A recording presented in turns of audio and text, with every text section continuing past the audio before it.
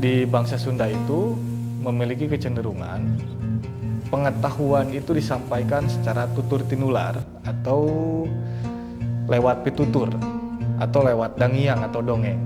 Mama Mei Kartawinata pernah mengatakan bahwa sagala anu diceritakeun ku manusia eta disebut dangiang. Tapi sagala anu dilakonkeun ku manusia menang diceritakeun atau henteu eta disebutna ilmu.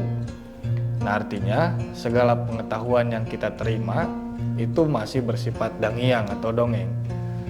Tapi ketika dongeng itu kita terima dan kita lakukan atau lakonkeun, buktikan, maka itu sudah menjadi ilmu. Artinya ilmu itu harus berdasarkan pengalaman. Ilmu mah ulah cek batur, komo cek cenah, tapi kudu cek aing.